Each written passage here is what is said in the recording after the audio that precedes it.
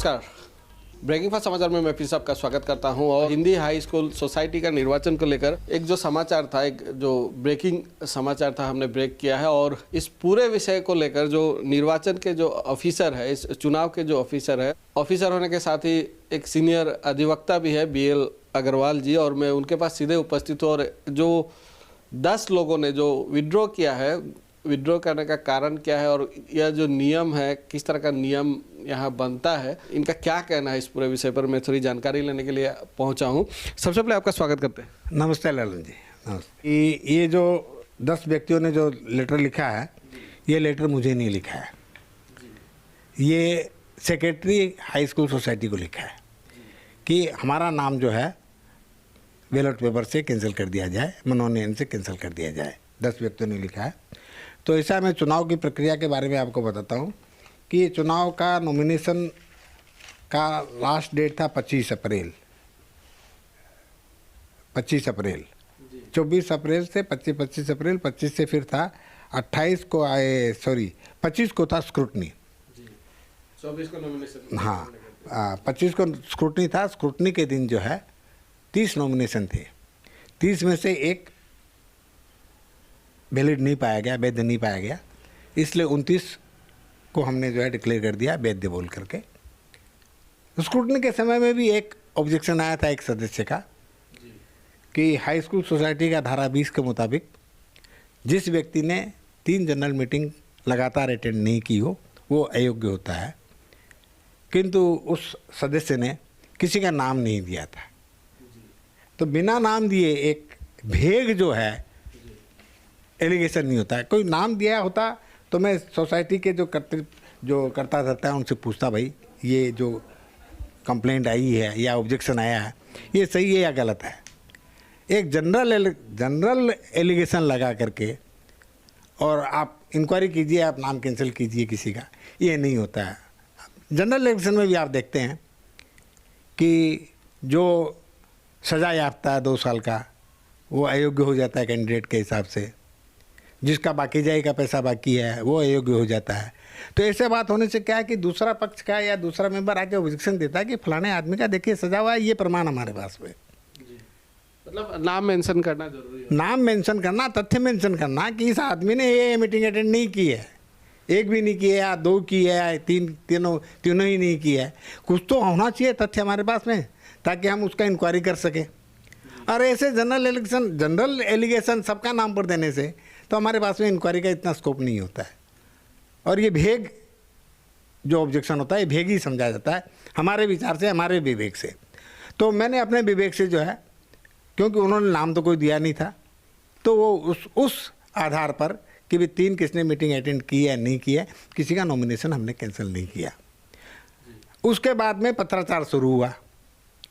अब पत्राचार में मेरे पास कम से कम भी तो 10-12 पत्र होंगे। इसे किन्होंने पत्र लिखा? ये मत पूछिए, नहीं मत पूछिए, आप देखिए कुछ बातें गुप्त ही रहने दीजिए।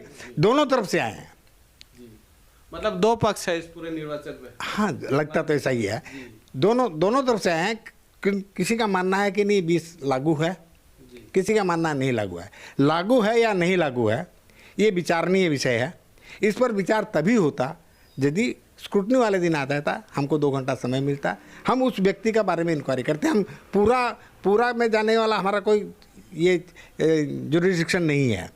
हमको सिर्फ एक ही विचार करना था कि ये जो भी नॉमिनेशन पेपर है ये कौन से वैलिड है, कौन से इनवैलिड है। इनवैलिड करार देने के लिए मेरे पास में नाम और तथ्य आना चाहिए। तथ्य बता रहे हैं वो भेग है, कॉन्स्टिट्यूशन की दुहाई दे रहे हैं। मैं 1 मिनट के लिए फर्ज कर लीजिए कि उन्होंने जो कॉन्स्टिट्यूशन की दुहाई दी वो सही है। सही होते हुए भी मैं किसका नाम कैंसिल करूं? नाम तो कम से कम होना चाहिए। खैर जो भी है, मैंने किसी का भी कैंसिल नहीं किया। कॉरेस्पॉन्डेंस चलते रहा। अब क्या, बैलेट पेपर भी छप गए। 7 तारीख को चुनाव होना है। आज जो है सेक्रेटरी महोदय को ये चिट्ठी लिख रहे हैं 10 व्यक्ति कि हमारा जो है नाम डिलीट कर दीजिए वहाँ से। अब हाँ, विड्रॉ करने तो, और वो 20 कॉन्स्टिट्यूशन की धारा 20 का उल्लेख कर रहे हैं, साथ में 25 में कॉन्स्टिट्यूशन की धारा 25 के हिसाब से ये कमेटी का हक है कि वो इसको विचार करके सही या गलत बताए। तो मेरा विचार भी नहीं है, और कमेटी क्या करती है क्या नहीं करती है। और ये जो आज जो पत्र दिया है वो भी उन्होंने सेक्रेटरी हाई स्कूल सोसाइटी को ही दिया है, मुझे नहीं दिया, इसलिए मेरे को इसमें कुछ करने का भी नहीं है। मेरे हिसाब से 7 तारीख को इलेक्शन है, 7 तारीख को इलेक्शन होगा। एक्चुअली जो यहाँ नियम जो उन्होंने दर्शाया है या जो नियम का दुहाई और देकर उन्होंने विड्रॉ करने का जो मांग किया है, एक्चुअली वो कानून क्या कहता है इस बारे में मैं थोड़ा। विड्रॉ देखिए 28 तारीख को जो होना था, जो उन्होंने जो आरोप लगाया है कि तीन मीटिंग में जो अटेंड नहीं करते, एक्चुअली वो कानून क्या कहता है? वो कहता है, कानून कहता है, हाँ कहता है वो। अब कुछ लोगों का ये भी बोलना है कि 3 मीटिंग हुआ ही नहीं।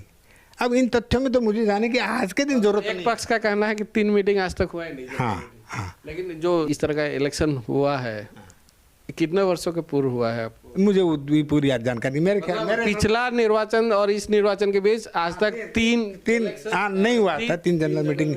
कुछ लोगों का बोलना है, ये तथ्य मेरे पास थोड़े माइनट्स बुक है। हाँ, एक पक्ष का मान के ही चलना है, और एक पक्ष का मान के चलना कि नहीं हुआ तो सेक्रेटरी की गलती है। वो क्या है क्या नहीं है इस तथ्य में, इस बीच में मुझे, क्योंकि ये तथ्यों का विषय है, इसको एविडेंस चाहिए, प्रमाण चाहिए, वो मेरे को ज़रूरत नहीं है। यदि उस दिन नॉमिनेशन वाला दिन किसी व्यक्ति विशेष के नाम से ऑब्जेक्शन आता तो मैं इंक्वायरी करने नहीं बैठता, मैं सीधा सेक्रेटरी प्रेसिडेंट जो भी है करता रहता, उनसे पूछता भाई ये ऑब्जेक्शन है या सही है गलत बताओ। सही है तो मैं नॉमिनेशन कैंसिल करूँगा, गलत है तो नॉमिनेशन अलाउ होगा। मतलब मान के चले कि 2 चीज़ आपके हिसाब से होना चाहिए था। एक तो जो समय था, समय के पूर्व, और जो जिस व्यक्ति पर आरोप है उसका नाम मेंशन करना चाहिए। बिल्कुल जरूरी है, बिल्कुल जरूरी नहीं, मैं कैसे नॉमिनेशन कैंसिल करूंगा।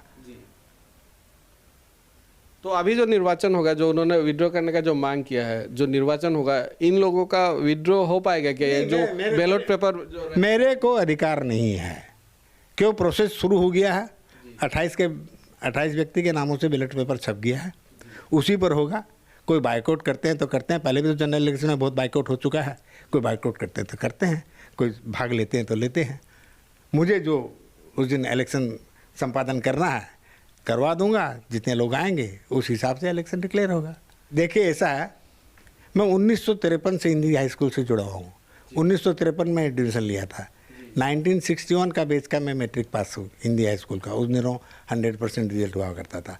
तो इस संस्था से, इस सोसाइटी से, इस स्कूल से मेरा बचपन से जो लगाव रहा है, इसी लगाव की वजह से मैं ये असाइनमेंट एक्सेप्ट किया था। नहीं, मुझे और कोई लालच नहीं है। कौन मेंबर एग्जीक्यूटिव में होते हैं, कौन नहीं होते हैं, ना काहू से दोस्ती ना काहू से बैर, मुझे कोई मतलब नहीं है। और मैंने इस संस्था के हित के लिए जो ये चिट्ठी लिखे हैं, इनमें से भी एक आध को मैंने फ़ोन करके बताया, भाई आप लोगों का कन्फ्यूजन है, कन्फ्यूजन यदि दूर करना हो या तो आप मेरे पास आ जाओ, मैं आपको बता देता हूँ, नहीं आपको मीटिंग बुला लो, मैं मीटिंग में सारा कन्फ्यूजन दूर कर दूंगा। सेक्रेटरी प्रेसिडेंट से भी कहा कि भाई कोई कन्फ्यूजन हुआ है मुझे लगता है, हालांकि एज एन इलेक्शन ऑफिसर मेरी अभी आज ये ड्यूटी नहीं है कि मैं कन्फ्यूजन दूर करूं, फिर भी समाज के हित के हिसाब से, सामाजिक संस्था है, हम लोग इससे जुड़े हुए हैं, एक शैक्षणिक संस्था है, इसमें ये सब नहीं होना चाहिए। तो कोई मीटिंग यदि बुलाते हैं तो मैं चला जाऊंगा, कन्फ्यूजन दूर कर दूंगा। तो क्या लगता है कि मुद्दा एक्चुअली होना क्या चाहिए था निर्वाचन? उद्देश्य तो यही होना चाहिए कि हमारी संस्था है ये सुचारू रूप से चले, इसके अंतर्गत जो भी 2-3 शैक्षणिक संस्थाएं हैं वो सुचारू रूप से चले, उनका कैसे मैनेजमेंट करना है, ये मुद्दा है। और क्या मुद्दा, और इसमें क्या किसी को इनकम है क्या किसी को? किंतु नाक का बाल बना लेते हैं, ईगो की बात आ जाती है, तब तो देखिए सभी समझदार हैं, सभी क्या बोलूँ मैं किसी के बारे में, सब समझदार लोग बैठे हैं यहाँ पहले भी जितने थे एग्जीक्यूटिव कमेटी के मेंबर, या जो 70 व्यक्ति हैं जो इसके मेंबर हैं, जिनको चुनाव का हक है मत देने का, वो सारे के सारे तो समझदार लोग हैं, सब समझदार लोग हैं। तो मैं इनके ऊपर क्या टिप्पणी करूं? मेरी यही कामना है, भगवान इनको सुबुद्धि दे, और कुछ नहीं।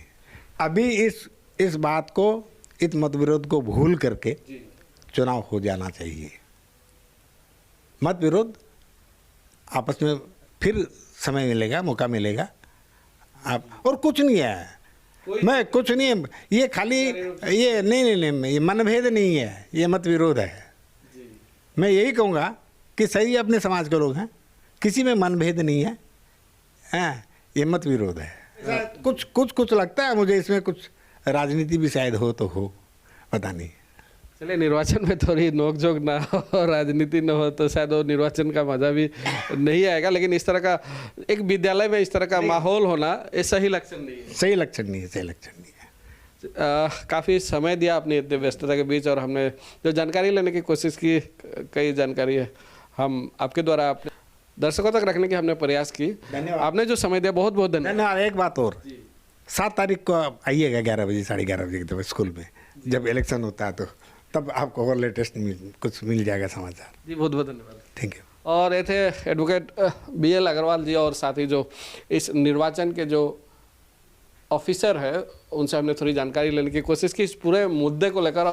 हम कोशिश करेंगे कि यह जो विषय है इस पर जो अपडेट आता है निर्वाचन के दिन भी हम पहुंचेंगे, किस तरह का रिजल्ट आता है, किस तरह का निर्वाचन किया जाता है। फिलहाल मैं लूँगा विदा, फुर्सत बने रहिए, आप देखते रहिए ब्रेकिंग फास्ट समाचार।